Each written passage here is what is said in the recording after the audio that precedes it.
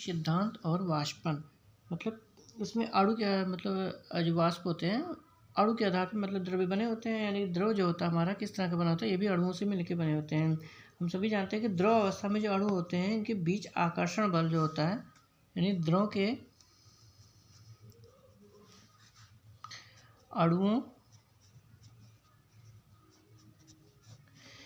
अणुओं के बीच जो होगा इनके जो होता है आकर्षण बल जो होता है अधिक होता है।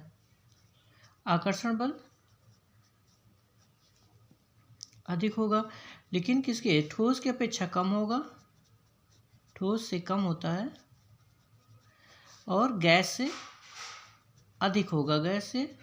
अधिक होगा। तो इनके अणुओं के बीच जो होती है काफ़ी आकर्षण बल होता है, इसके कारण इनके जो आयतन होता है निश्चित होता है। बाकी जो होता है उनके अणुओं में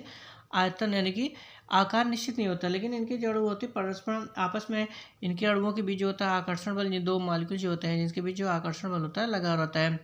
और इनके अंतरावकाश भी अधिक होता है, लेकिन गैस की अपेक्षा कम होता है। तो इसीलिए जो होते हैं आपस में बंधे होते हैं, जैसे पहले हम जानते हैं। तो ये जो होते हैं आकर्षण बल अधिक होगा, लेकिन ठोस की अपेक्षा इसमें कम होता है। तो इसमें इस तरह से दिखाया गया, तो द्रव के अंदर यानी इन दोनों में आकर्षण बल अधिक होगा, और बाहर की ओर जो होंगे, तो जैसे मान लीजिए इसमें हम जो वाष्पन करते हैं तो इस तरह से स्ट्रक्चर इसमें दिखेगा। तो जो अणु इसमें हमारे बीच में होते हैं द्रव की आंतरिक सतह पे, यानी कि द्रव के आंतरिक भाग में उपस्थित होते हैं, ये एक दूसरे पे बल लगाते हैं। जैसे ये हमारा मान लीजिए अणु है, यहाँ पे अंदर जो बीच में स्टर है ये स्थित है, यानी कि अंदर जो स्थित है इन पे अणु जो होते हैं एक दूसरे के, जैसे इधर अणु मान लीजिए ये इस पे फोर्स लगा रहा है इस पे, लेकिन ये अणु भी इस पे फोर्स लगाते हैं। तो चारों तरफ ये होते हैं आपस में अणुओं में जो होते हैं फोर्स लगाते हैं, एक दूसरे पे बल लगाते रहते हैं। तो ये जो बल लगाते हैं तो ये कह सकते हैं कि जो ये दोनों को इसको प्रेशर देता है, ये इसको प्रेशर देता है, तो इन दो खिंचाव होता है, यानी कि जो अंदर के होते हैं ये अणु मॉलिक्यूल जो होंगे अंदर की ओर रहेंगे, और खिंचाव होने के कारण ये अंदर की ओर गति करते हैं। जैसे यहाँ पे मान लीजिए मॉलिक्यूल्स दिया गया है, तो इसमें जो फोर्स लग रहा है ऊपर की ओर कम है लेकिन नीचे अधिक बल लग रहा है, तो ये इसको अट्रैक्ट करेगा नीचे की ओर, तो मॉलिक्यूल जो मारेंगे इसके जो होगा नीचे की ओर जाएगा। तो इसमें जो बीच में होता है मॉलिक्यूल इनके चारों तरफ बराबर लगता है बल, और ये भी चारों तरफ बराबर दूसरी तरफ बल लगाता है। तो ये कह सकते हैं कि हमारा अणु जो होगा ये मॉलिक्यूल जो बीच में होगा ये साम्य अवस्था में रहेगा, यानी कि एक हिसाब से स्थिर अवस्था में, इसमें ज़्यादा आकर्षण ये कह सकते हैं उसमें बल नहीं होगा। लेकिन जो मतलब साम्य अवस्था, लेकिन जो द्रव यानी कि जो वायुमंडल यहाँ पे ऊपर की अवस्था में रहता है, इनके ऊपर जो होता है लेयर नहीं होती है वायु का, यानी कि जल के जो द्रव होंगे अणु इसके ऊपर नहीं होगा। तो ये जो बीच में है इनमें अणु, तो इनमें जो परिणामी इनके पे जो बल लगता है, यानी कि अंदर की ओर अणु बल लगाएंगे इधर से लगाएंगे, लेकिन जो इनके पास अधिक होता है ये अणुओं में बाहर की ओर, तो ये जो इनकी सतह पे जो मॉलिक्यूल होते हैं यानी सतह पे जो अणु पाए जाएंगे इनके अंदर जो बल लगता है सतह पे, तो जो होंगे उनके अणुओं की गतिज ऊर्जा अधिक हो जाती है। और यहाँ पे जो अणु होंगे कार्य करने वाले इसमें जो बल होगा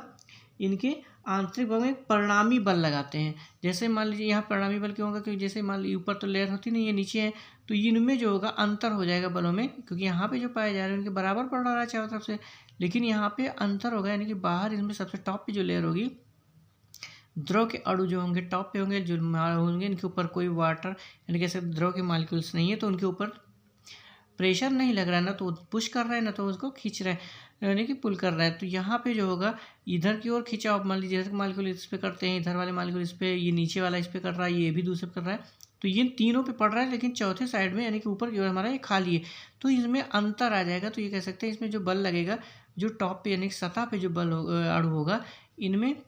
जो प्रेशर पड़ेगा जो बल लगेगा ये इस पर परिणामी बल आ जाएगा, यानी यहाँ पे परिणाम के रूप में अंतर आ जाएगा, क्योंकि यहाँ पे साम्य है जो कि बराबर है, और यहाँ पे परिणामी हो जाएगा कि ऊपर की ओर से कोई बल नहीं लग रहा, तो डिफरेंस आ जाएगा इसमें, इसलिए इसमें परिणामी बल आ जाएगा, यानी इसमें एक परिणामी बल लगता है। तो जो द्रव सतह के पास अणु की होती है इनमें गतिज ऊर्जा की मात्रा ज़्यादा हो जाएगी, क्योंकि जो मॉलिक्यूल्स होते हैं इसमें द्रव में जो पाए जाते हैं ये आपस में एक दूसरे से लड़ते रहते हैं, टकराते रहते हैं, जिससे इनकी मात्रा जो होती है इनकी गतिज ऊर्जा,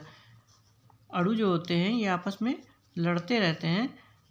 टकराते रहते हैं, तो इनकी गतिज ऊर्जा जो होती है अधिक हो जाती है,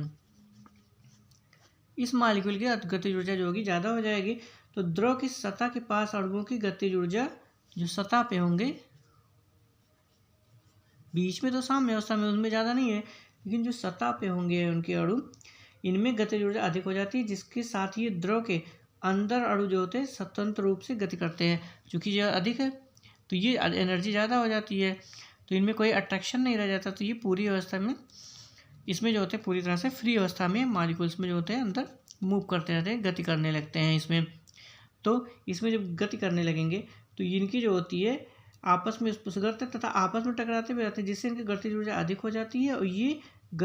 अधिक गतिज ऊर्जा वाले अणु जो होते हैं द्रव की सतह पे, यानी कि कह सकते हैं ये नीचे से की ओर क्या करते हैं, ऊपर की ओर निकल जाते हैं, क्योंकि इनके पास एनर्जी ज़्यादा हो जाती है। ये मॉलिक्यूल्स यहाँ पे आ जाएंगे तो ये सतह से नीचे वाली छोड़ के सतह के ऊपर आ जाते हैं।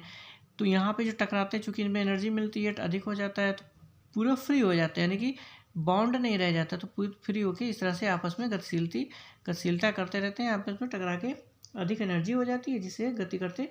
टॉप पे आ जाते हैं, यानी कि बॉर्डर पे नहीं, द्रव की सतह पे, लेयर पे आ जाएंगे। तो द्रव की सतह को, और जब यहाँ पे आ जाएंगे इनके पास गतिज ऊर्जा अधिक रहती है, परिणामी बल लगता है। तो परिणामी बल जो नीचे की ओर कम होगा, अधिक ऊपर की ओर खाली रहता है। तो यहाँ पे परिणामी बल डिफरेंस अंतर पाया जाता है, जिससे ये क्या कहते हैं अपनी लेयर को छोड़ के ऊपर की ओर निकल, यानी वायुमंडल जो होता है यानी वाष्प बन के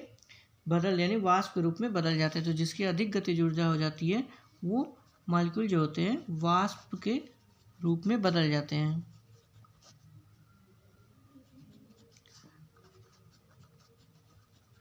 वो वाष्पित हो जाते हैं, यानी वाष्पित हो जाएंगे। इसी को क्या कहा जाता है, जो वाष्प रूप में बदल गए इसी को कहा जाता है वाष्पीकरण, वेपराइजेशन, यानी वेपर होना, वेपराइजेशन, इसी वाष्पीकरण कहा गया। यानी मॉलिक्यूल जो होते हैं अधिक एनर्जी वाले जो होते हैं वेपर बन जाते हैं, वेपर बनने के कारण आसमान में कह सकते हैं वायुमंडल में अपनी सतह को छोड़ के निकल जाते हैं। वाष्पन की क्रिया में अधिक गतिज ऊर्जा वाले कण जो निकल जाने का, जब इसमें अधिक गतिज ऊर्जा, जितने मॉलिक्यूल्स पाए जा रहे हैं इसमें अधिक गतिज ऊर्जा वाले कण जो होंगे बाहर निकल जाएंगे। तो यहाँ पे अधिक निकल जाने के कारण जो शेष अणु होते हैं उनकी गतिज ऊर्जा क्या होती है, कम होती है। यहाँ पे जो होगी कम गतिज ऊर्जा वाले अंदर, यानी कि जिसकी कम एनर्जी होगी वही अंदर स्थिर रहेगा।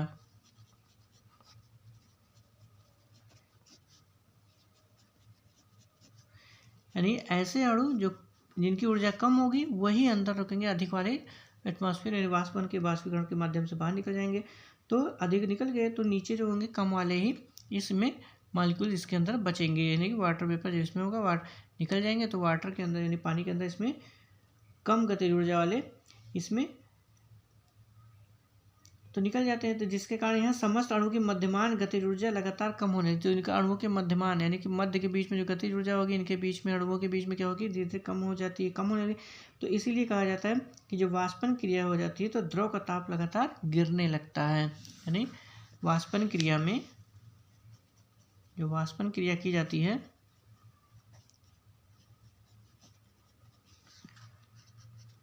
द्रव का ताप